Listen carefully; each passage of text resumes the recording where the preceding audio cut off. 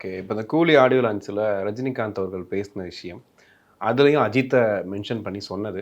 Already இங்க ஒரு பெரிய பிரச்சனை போயிட்டு இருக்கும்போது, ஏன் அத சொல்லணும்ன்றது தெரியல. ஆனா அது பயங்கரமா பத்திக்கிச்சு. ம். ஒரு பக்கம் இங்க அறிக்கை வருது, ரஜினிகாந்தோட ஸ்பீச்சு. அத எப்படி சார் பார்க்குறீங்க? ரஜினி காரணம் இல்லாமல் எதுவுமே செய்ய மாட்டாருங்க. இன்னைக்கு அவர் விஜய் மீது ஒரு தீராத வெறுப்பில் இருக்கிறாருங்கிறத நிச்சயமா நம்மளால புரிஞ்சுக்க முடியுது. இன்னொன்னு விஜய் கட்சி ஆரம்பிச்ச உடனே அவர் ஒன்றும் வாழ்த்தெல்லாம் சொல்லல. எங்கேயோ ஏர்போர்ட்ல அவர்ட்ட பார்த்து விஜய் கட்சி ஆரம்பிச்சிருக்கிறாருங்கும்போது வாழ்த்துக்கள்ன்ட்டு போறாரு. அது வாழ்த்து கிடையாது.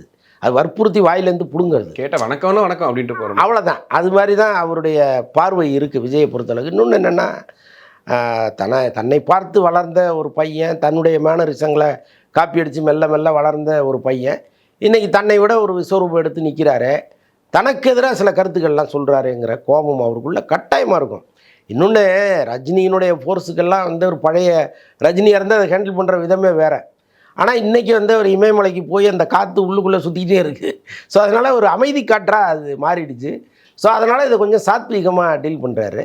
இருந்தாலும் அந்த மேடையில் அவர் அஜித்தை சொன்னதுங்கிறது கட்டாயமாக விஜயை வெறுப்பேற்றுறதுக்கு தான். அதில் ஒன்றும் சந்தேகம் இல்லை.